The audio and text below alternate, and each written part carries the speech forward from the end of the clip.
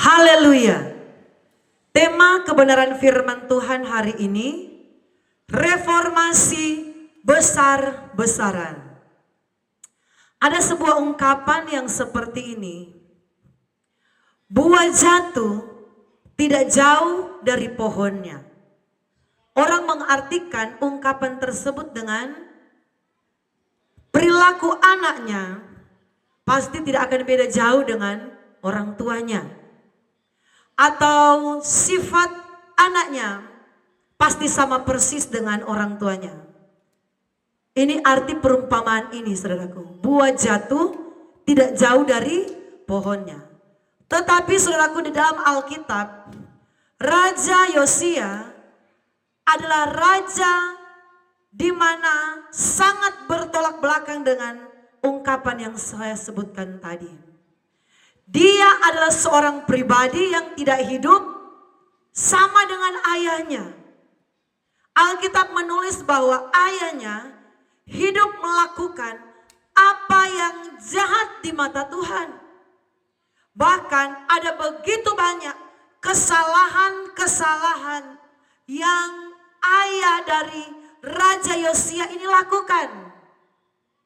Tetapi sebaliknya berputar 180 derajat. Raja Yosia tidak hidup sama model dengan ayahnya. Tidak mengikuti jejak buruk ayahnya. Jadi saudaraku, ternyata peribahasa ini atau ungkapan ini tidak selamanya benar. Amin. Tidak selamanya anak itu harus sama persis dengan orang tuanya. Orang tuanya buruk, orang tuanya jahat. Tidak selalu anaknya itu harus sama persis dengan orang tuanya. Karena Alkitab ini yang mencatat bahwa Raja Yosia, dia tidak sama buruk dengan orang tuanya atau dengan ayahnya. Justru 180 derajat seorang raja yang besar, yaitu Raja Yosia, dia melakukan apa yang benar di mata Tuhan. Reformasi besar-besaran ini paling cocok, ini paling tepat melekat kepada pribadi yang bernama Raja Yosia.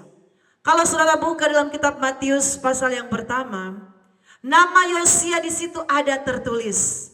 Silsilah kelahiran Yesus Kristus ada namanya Yosia. Saudaraku, tokoh reformasi besar-besaran di bangsa Israel ketika dia menjadi raja adalah Raja Yosia. Saudaraku, mari kita akan melihat kitab Tawarik pasal yang ke-34. Tawarik pasal 34, 2 Tawarik 34, ayat yang pertama sampai ayatnya yang kedua. Saya akan baca untuk kita semua. 2 Tawarik 34 ayat 1 sampai ayat 2. Lembaga Alkitab Indonesia memberikan judul Raja Yosia, pembaharuan yang dilakukan Yosia.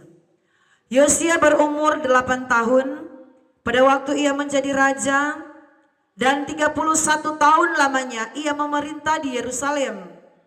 Ia melakukan apa yang benar di mata Tuhan dan hidup seperti Daud, bapa leluhurnya, dan tidak menyimpang ke kanan atau ke kiri.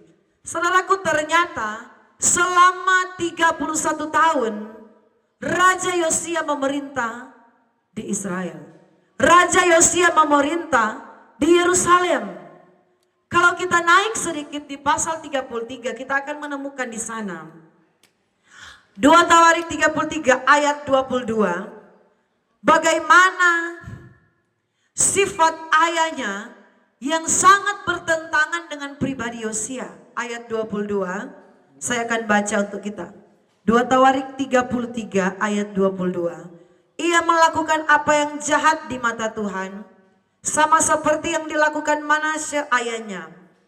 Amon mempersembahkan korban kepada segala patung yang dibuat Manasye ayahnya, dan beribadah kepada patung-patung itu. Tetapi ia tidak merendahkan diri di hadapan Tuhan sama seperti Manasye ayahnya merendahkan diri. Malah Amon makin banyak kesalahannya. Siapa Amon ini, saudaraku? Amon ini adalah papa dari Yosia, ayah dari Yosia, ayah kandung, saudaraku. Ayat 24. Maka pegawai-pegawainya mengadakan persepakatan melawan dia dan membunuhnya di istananya. Ayat 25. Tetapi rakyat negeri itu membunuh semua orang yang mengadakan persepakatan melawan Raja Amon. Dan rakyat negeri itu mengangkat anaknya Yosia menjadi raja menggantikan dia. Saudaraku, lihat, rakyat mengangkat Yosia menggantikan ayahnya Amon menjadi raja. Dan ketika Raja Yosia memerintah di Yerusalem, dia berumur 8 tahun pada waktu itu. Saudaraku, ternyata umur yang muda tidak menentukan suatu bangsa itu akan tetap hidup di dalam kejahatan. Tetapi tokoh reformasi besar yang mencatat, Alkitab yang mencatat bahwa Raja Yosia, dia melakukan pembaharuan. Sebab itu, saudaraku, di judul yang diberikan Lembaga Alkitab Indonesia di pasal 34, Raja Yosia, pembaharuan yang dilakukan Yosia. Pembaharuan, saudaraku. Hidup bangsa Israel di bawah kepemimpinan ayahnya Amon, bangsa Israel itu rusak. Bangsa Israel itu jahat, melakukan penyembahan-penyembahan berhala. Bangsa Israel itu tidak mencari Tuhan. Bangsa Israel itu tidak menyembah Tuhan. Tetapi lihat, apa yang dilakukan oleh Raja Yosia itu sangat berkenan di mata Tuhan. Sangat menyentuh hati Tuhan. Ketika dia berumur 8 tahun, dia diangkat. Dia dipercayakan Tuhan menjadi raja. Dan ayat selanjutnya, kita akan melihat di sana, saudaraku, di ayat yang ketiga. Pada tahun ke-8 dari pemerintahannya, ketika ia masih muda belia, saudara perhatikan, ia mulai mencari Allah Daud, bapa leluhurnya. Dan pada tahun ke-12, ia mulai mentahirkan Yehuda dan Yerusalem. Kita berhenti di situ. Saudara perhatikan, ayat Alkitab mengatakan bahwa pada tahun ke-8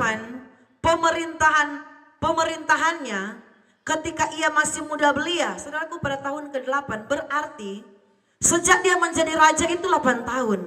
Tambah 8 tahun kemudian berarti 16 tahun. Ketika dia berumur 16 tahun, Alkitab bilang dia masih muda belia. Dia mencari Allah Daud. Siapakah Allah Daud? Yaitu Allah Abraham, Ishak dan Yakub.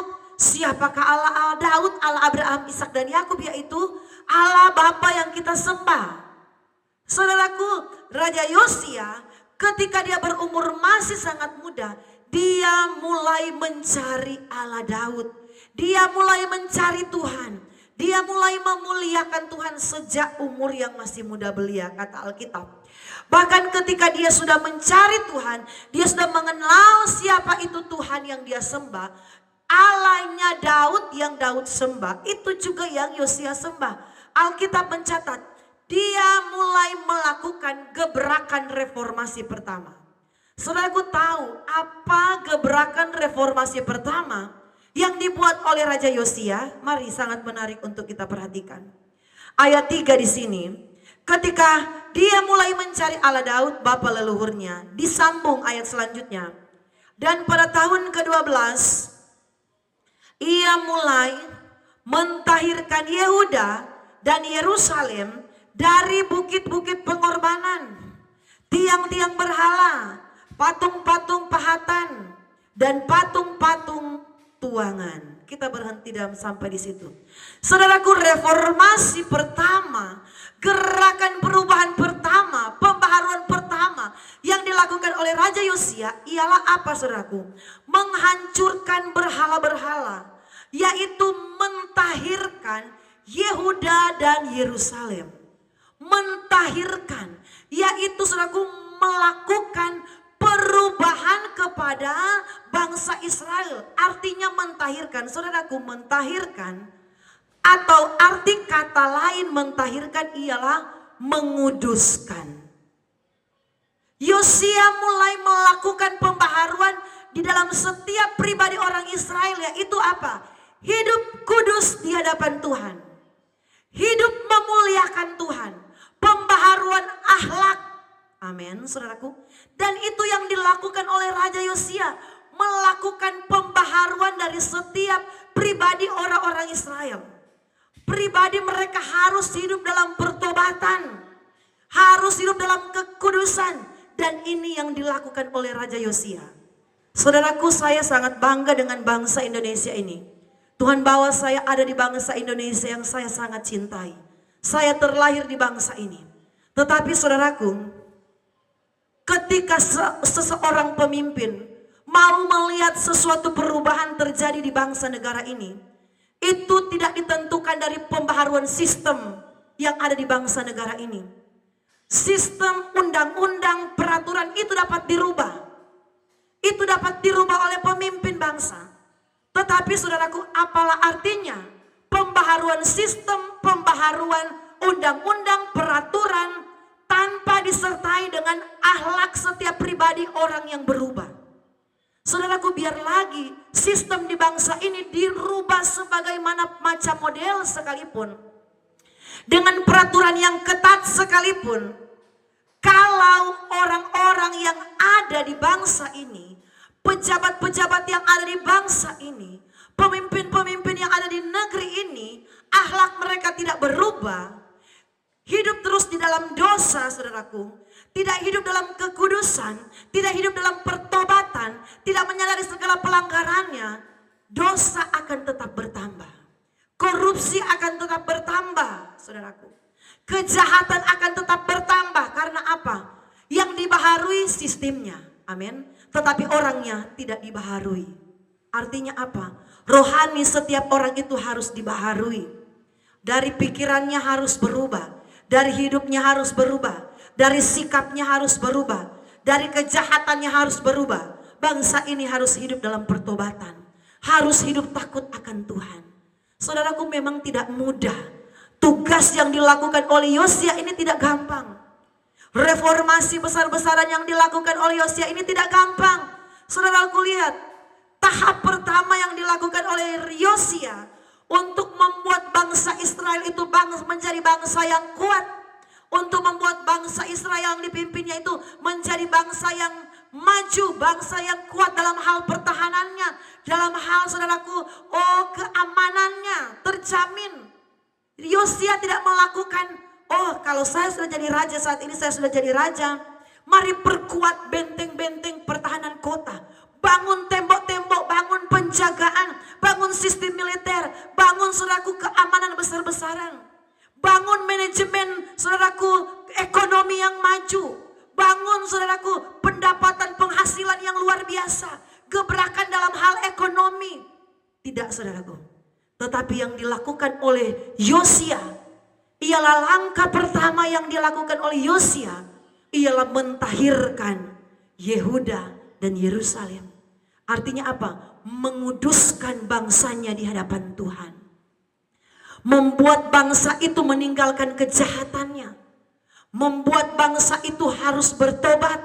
Selama ini mereka menyembah berhala, selama ini mereka hidup dalam dosa, selama ini mereka terikat dengan Baal-Baal, harus meninggalkan dosa. Saudaraku, luar biasa. Seorang raja yang peduli dengan bangsanya adalah seorang raja yang memperhatikan kerohanian bangsanya. Saudaraku, dia mentahirkan, saudaraku, bangsa yang dipimpinnya.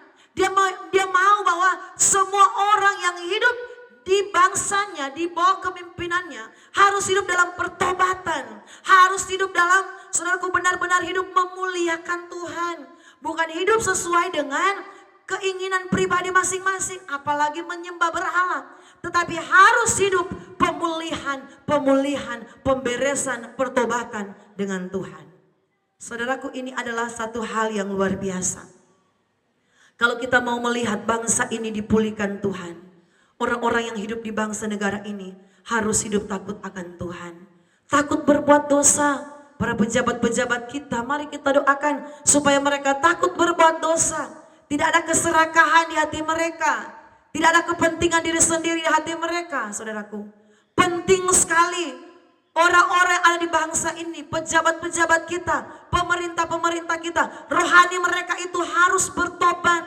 Sikap hidup mereka harus berubah. Supaya apa? Ketika ada peraturan, saudaraku, yang dibuat oleh pemimpin atau peraturan yang dibuat oleh pemerintah, mereka tidak akan melanggar itu. Karena apa? Akhlak mereka baik di hadapan Tuhan. Akal budi mereka, akal budi yang bersih di hadapan Tuhan. Sekalipun tidak ada peraturan yang berat, sekalipun tidak ada peraturan yang, saudaraku, mengikat, sekalipun tidak ada peraturan yang tegas, tetapi kalau orang-orang yang ada di bangsa negara ini, pejabat-pejabat yang ada di bangsa ini takut akan Tuhan, hidup dalam pertobatan, takut bikin dosa, sungguh-sungguh melakukan amanah yang Tuhan berikan, dengan belajar, saudaraku, mementingkan kepentingan rakyat, pasti tidak akan ada korupsi, tidak akan ada kejahatan yang dilakukan oleh pemimpin-pemimpin yang ada di bangsa negara kita. Saudaraku, lihat Yosia, dia masih sangat muda ketika dia melakukan satu gerakan reformasi besar di bangsanya. Dikatakan di sini, saudaraku, pada ayat yang ketiga, pada tahun ke-8 dari pemerintahannya, ketika ia masih muda belia, ia mulai mencari Allah Daud, bapa leluhurnya. Dan pada tahun ke-12 itu, ia mulai mentahirkan Yehuda dan Yerusalem. Dan pada bukit-bukit pengorbanan, tiang-tiang berhala, patung-patung pahatan dan patung-patung tuangan, mesbah-mesbah para Baal dirobohkannya. Di hadapannya ia menghancurkan pedupaan-pedupaan yang ada di atasnya. Ia meremukkan, menghancurkan tiang-tiang berhala, patung-patung pahatan, patung-patung tuangan, dan menghamburkannya ke atas kuburan orang-orang yang mempersembahkan korban kepada berhala-berhala itu. Saudara perhatikan, segala berhala-berhala itu harus dihancurkan. Saudaraku, reformasi pertama dalam pribadi kita ialah hancurkan berhala-berhala yang ada dalam dirimu. Kalau kita mau melihat Tuhan menolong hidupmu, kalau kita mau melihat Tuhan akan memberkati engkau, kalau kita rindu melihat berkat Allah mengalir dengan luar biasa dalam hidup kita, hancurkan, singkirkan, musnahkan segala berhala-berhala yang ada dalam dirimu. Saudaraku, apa yang membuat berhala dalam dirimu? Segala sesuatu yang menomorduakan Tuhan itu adalah berhala. Kalau selama ini engkau lebih mementingkan pekerjaanmu daripada mencari Tuhan, berarti pekerjaanmu itu adalah berhala. Kalau selama ini usahamu lebih kau utamakan daripada doamu, itu adalah berhala. Saudaraku, hari-hari ini kita harus memulai untuk mereformasi diri kita sendiri. Reformasi hubunganmu dengan Tuhan. Cek apakah hubunganmu dengan Tuhan sudah benar-benar baik. Cek reformasi doamu dengan Tuhan. Kalau dulu doamu hanya 5 menit, sekarang di tahun ini 2025, doamu harus ada peningkatan. Harus reformasi, saudaraku. Harus ada gerakan pembaharuan. Kalau kita tidak akan ada gerakan pembaharuan dalam diri kita, kita tidak akan pernah melihat pertolongan Tuhan itu nyata dalam diri kita. Kita akan melihat, ya, hidup kita biasa-biasa saja. Seperti yang dulu. Aku masih seperti yang dulu. Lagu dunia. Seperti dulu, seperti begitu-begitu saja. Tidak ada kemajuan rohani, tidak ada kemajuan. Seperti itu, saudaraku. Karena apa? Tidak ada gerakan reformasi dalam diri kita. Yaitu apa? Merubah hidup kita. Saudaraku, merubah itu harus membutuhkan yang namanya kesungguhan hati. Orang-orang atau pribadi kita yang mau mengalami kuasa Tuhan terjadi, pertolongan terjadi, harus benar-benar nekat, harus benar-benar sungguh-sungguh mau berubah di dalam Tuhan. Mau hidup benar di hadapan Tuhan. Saudaraku, tidak gampang. Yosia terlahir dari orang tua yang jahat di hadapan Tuhan. Yosia sudah terbiasa melihat yang namanya orang-orang menyembah berhala. Yosia sudah terbiasa melihat cara hidup model orang tuanya. ayahnya, tetapi dia tidak hidup sama seperti orang tuanya. Tidak hidup jahat di mata Tuhan, tetapi dia hidup benar di mata Tuhan. Kalau kita mau hidup benar di hadapan Tuhan, mari reformasi doamu. Kalau doamu saya katakan tadi selama ini cuma 5 menit, usahakan ada peningkatan di tahun ini. Reformasi hidupmu. Kalau selama ini kamu hanya hidup untuk kepentingan dirimu sendiri, mulai hari ini kamu harus belajar berpikir untuk kepentingan pekerjaan Tuhan, untuk kepentingan orang lain, untuk memuliakan Tuhan. Saudaraku, kita perhatikan di sini Yosia, dia menghancurkan berhala-berhala yang ada dalam kerajaannya, yang ada di bangsa negaranya, yang ada di orang-orang Israel yang dia pimpin, di rakyatnya. Apa berhala yang ada pada dirimu yang membuat sehingga engkau tidak mencari Tuhan? Apa berhala yang ada pada dirimu yang membuat engkau malas berdoa? Apa berhala yang ada dalam dirimu yang membuat engkau malas beribadah? Hancurkan itu semua. Tinggalkan itu semua. Utamakan Tuhan menjadi nomor 1 dalam hidupmu. Jadikan Yesus Kristus adalah yang terutama dalam hidupmu. Segala berhala yang ada pada dirimu, mari hancurkan itu. Berarti kita sementara masuk dalam yang namanya reformasi besar-besaran. Ayat yang selanjutnya saudaraku. Ayat yang ke-8. Pada tahun ke-18 dari pemerintahannya, setelah selesai mentahirkan negeri dan rumah Tuhan, ia menyuruh Safan bin Asalia dan Manasye penguasa kota, serta Yoab bin Yohas, bendahara negara, untuk memperbaiki rumah Tuhan Allahnya. Saudaraku, gerakan perubahan yang kedua yang dilakukan oleh Yosia ialah apa? Dia memperbaiki rumah Tuhan. Dia memperhatikan gereja, saudaraku. Orang-orang yang akan diberkati oleh Tuhan adalah orang-orang yang memperhatikan rumah Tuhan. Orang-orang yang akan diberkati Tuhan adalah orang-orang yang memperhatikan gereja.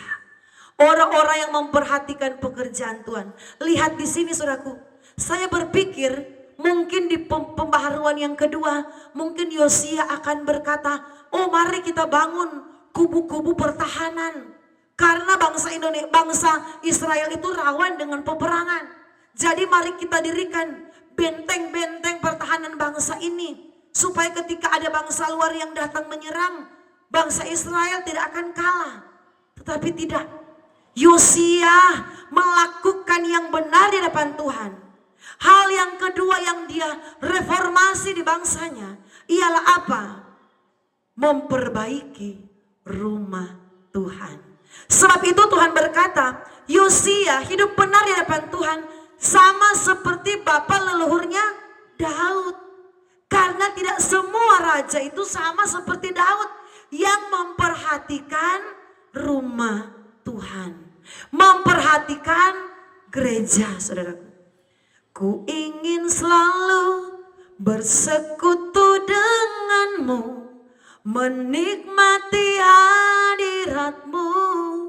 Saudaraku, ada satu kerinduan yang besar di hati Yosia yang sama seperti hati Daud, yaitu apa? Memperhatikan rumah Tuhan. Adakah di antara kita yang memperhatikan rumah Tuhan? Ataukah kita hanya memperhatikan rumah kita pribadi sendiri? Saudaraku, Yosia, dia membangun, memperbaiki kembali rumah Tuhan. Bahkan dia menyiapkan anggaran yang khusus untuk memperbaiki rumah Tuhan. Inilah hati yang benar di hadapan Tuhan. Sehingga Tuhan memberkati bangsa yang dipimpin oleh Yosia. Tuhan menolong pemerintahan dari Yosia. Karena apa? Memperhatikan pembangunan rumah Tuhan. Memperhatikan gereja. Saudaraku, kita lihat di sini saudaraku, ayat yang selanjutnya, ayat 10. Uang itu diberikan mereka ke tangan para pekerja yang diangkat untuk mengawasi rumah Tuhan. Dan mereka itu yang bekerja dalam rumah Tuhan mengeluarkannya untuk membetulkan dan memperbaiki rumah itu. Saudaraku, Yosia, dia mengatur dengan baik keuangan yang ada di bangsa negaranya, di bangsa yang dia pimpin. Untuk apa? Memperhatikan rumah Tuhan. Saya berdoa supaya ada bupati-bupati yang lahir di zaman sekarang ini. Ada wali kota yang lahir di zaman sekarang ini. Ada gubernur-gubernur yang boleh diangkat dan dipercayakan Tuhan, yang bisa memperhatikan pembangunan rumah Tuhan. Saya percaya gubernur, wali kota, bupati yang berani menyiapkan anggaran untuk pembangunan rumah Tuhan, pemerintahannya akan diberkati oleh Tuhan. Jabatannya akan diberkati oleh Tuhan. Tuhan akan mempercayakan dia jabatan yang indah, jabatan yang besar, jabatan yang mulia di bangsa negara ini, di kota, di kabupaten. Lihat Yosia, saudaraku, ada anggaran yang dia atur dengan baik, uang-uang yang dia atur dengan sedemikian rupa. Untuk apa uang itu? Untuk memperbaiki rumah Tuhan. Biarlah di bangsa negara kita boleh lahir bupati yang takut akan Tuhan, wali kota yang takut akan Tuhan, gubernur yang takut akan Tuhan, yang bukan hanya sibuk untuk pembangunan infrastruktur yang ada, tetapi ada anggaran khusus yang mereka siapkan untuk pembangunan rumah Tuhan, untuk menopang pekerjaan Tuhan. Siapkan anggaran itu. Saya percaya bupati, gubernur, wali kota yang seperti itu, pasti Tuhan akan memperhatikan, pasti Tuhan akan menolong kepemimpinannya. Saya percaya. Karena itu dialami oleh Raja Yosia ketika dia memperhatikan rumah Tuhan. Ayat yang selanjutnya, saudaraku, ini ayat sangat panjang, tetapi saya hanya mengambil beberapa ayat saja untuk kita dengar bersama-sama pada hari ini. Ayat yang selanjutnya, saudaraku, ayat yang ke-33. 2 Tawarik 34 ayat 33. Yosia menjauhkan segala dewa kekejian dari semua daerah orang Israel dan menyuruh semua orang yang ada di Israel beribadah kepada Tuhan. Saudaraku, lihat hal yang berikut, pembaharuan besar-besaran yang Yosia lakukan di bangsanya. Bukan berbicara tentang ketahanan pangan, amin. Bukan berbicara tentang efisiensi anggaran, penghematan anggaran supaya bangsa ini sejahtera dan makmur. Tetapi Yosia benar-benar tahu yang bisa memberkati bangsa dan negaranya ialah ketika orang-orang hidup takut akan Tuhan. Yang akan membuat bangsa Israel yang dipimpinnya selalu mengalami kemenangan, akan diberkati ialah ketika bangsa yang dia pimpin itu mencari Tuhan, beribadah kepada Tuhan. Yosia tahu persis, saudaraku. Sebab itu yang dia lakukan ayat 33, bukanlah mengatur anggaran keuangan bangsa dan negaranya, menghemat, saudaraku, bangsa dan negara, hemat ini hemat itu, saudaraku, atau berbicara tentang lapangan pekerjaan pertanian yang ditingkatkan, saudaraku. Tetapi apa yang Yosia lakukan? Yosia menjauhkan segala dewa kekejian dan menyuruh semua orang yang ada di Israel beribadah kepada Tuhan. Saudaraku, ini satu perintah besar-besaran. Kalau mau dikatakan surat keputusan raja. Apa isi surat keputusan raja? Seluruh orang Israel harus beribadah kepada Tuhan Allah. Ini yang luar biasa, saudaraku. Surat keputusan, kalau sekarang surat keputusan presiden. Nomor ini, nomor 3/7/2025 tahun ini 0 sekian-sekian. Tetapi surat keputusan Raja Yosia, dikala dia menjadi raja pada waktu itu, dia katakan, semua orang Israel dia suruh beribadah kepada Tuhan Allah. Karena dia tahu ketika orang beribadah kepada Tuhan, hidup orang itu akan berubah. Orang-orang jahat, kalau dia sungguh-sungguh beribadah kepada Tuhan, Dia akan tinggalkan dosanya.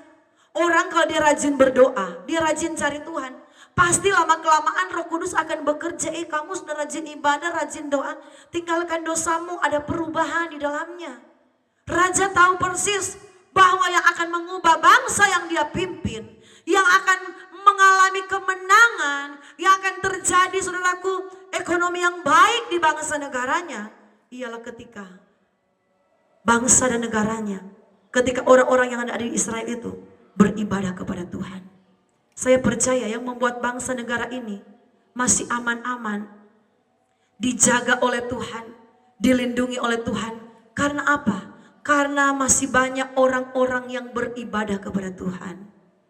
Masih banyak orang-orang Kristen yang berseru kepada Yesus untuk bangsa ini. Masih banyak orang-orang percaya yang menjadi pendoa syafaat untuk bangsa dan negara ini. Masih banyak pendoa-pendoa syafaat yang berdoa bagi presiden, bagi jajaran-jajaran yang ada, bagi para menteri, bagi gubernur. Masih ada pendoa-pendoa syafaat yang berdiri atas bangsa dan negara ini, sehingga negeri kita masih seperti ini. Sehingga negeri kita ini masih aman seperti ini. Karena apa? Karena masih banyak orang yang beribadah kepada Tuhan. Saudaraku, lihat, sebelum Sodom dan Gomora akan dibinasakan, saudaraku, Abraham tawar-menawar dengan Tuhan. Dia berkata, Tuhan, kalau ada 50 orang, janganlah binasakan Sodom dan Gomora. Tuhan berkata, iya Abraham, kalau di sana terdapat 50 orang saja. Sudah perhatikan, kalau di Sodom dan Gomora terdapat 50 orang saja yang beribadah kepada Tuhan, yang benar-benar percaya kepada Tuhan, Tuhan bilang, aku tidak akan membinasakan Sodom dan Gomora. Berarti apa? Jumlah dari orang-orang yang menyembah Tuhan, dari orang-orang percaya yang beribadah kepada Tuhan di bangsa dan negara ini, itu diperhitungkan oleh Tuhan. Sebab itu ketika Tuhan cek, ya Abraham, ini bahasa yang gampang kita mengerti, ternyata tidak ada 50 orang di Sodom dan Gomora. Apa boleh buat? Sodom dan Gomora harus dibinasakan. Karena tidak sampai 50 orang, saudaraku. Bahkan turun sampai Abraham menawar-tawar dengan Tuhan sampai jumlah yang sangat sedikit. Saudaraku, jumlah orang yang ada di bangsa negara kita yang menyembah Tuhan, saya percaya masih sangat banyak.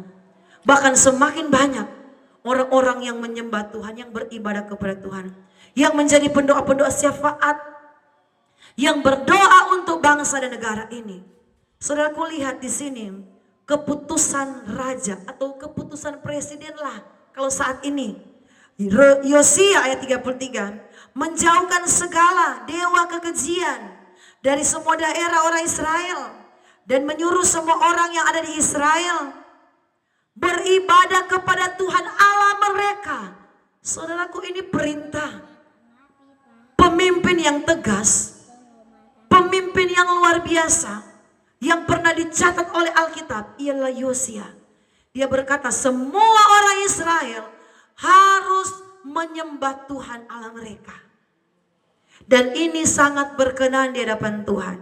Ayat yang selanjutnya, maka sepanjang hidup Yosia mereka tidak menyimpang mengikuti Tuhan Allah nenek moyang mereka. Saudaraku, lihat di sini, ternyata sepanjang hidup dari Yosia, rakyat yang dia pimpin tidak menyimpang, tidak melakukan dosa di mata Tuhan, tidak menyembah berhala, tidak menyembah patung, hanya menyembah Tuhan Allah, hanya menyembah Allah Abraham, Ishak dan Yakub, yaitu Allah Bapa Surgawi.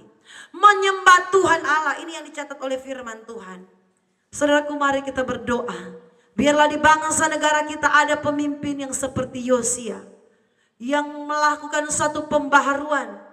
Saudaraku, kalau kita mau lihat terjadi satu perubahan dalam hidup kita, terjadi berkat Allah yang besar dalam hidup kita, kuasa Tuhan dinyatakan dalam pribadi kita, mari kita mulai beribadah kepada Tuhan, beribadah sungguh-sungguh.